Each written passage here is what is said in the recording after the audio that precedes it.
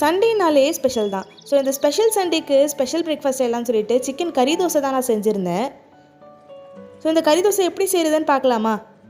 இதுக்கு முன்னாடி நாள் நைட்டே சிக்கன் பிரெஸ்ட்டை கிரைண்ட் பண்ணி எல்லா மசாலாவும் கொஞ்சம் வெங்காயம் போட்டு நான் வதக்கி வச்சுட்டேன், வேலை ஈஸியாக முடியணும்னு சொல்லிட்டு.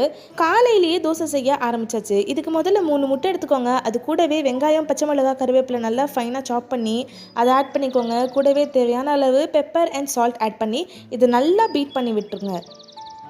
இப்போது தோசைக்கல் சூடானதும் அதில் நல்லா ஒரு கரண்டி மாவு போட்டு கொஞ்சமாக ஸ்ப்ரெட் பண்ணி இது மேலே நம்ம கலந்து வச்சுருக்கிற முட்டையை ஒரு லேயர் போட்டுக்கோங்க.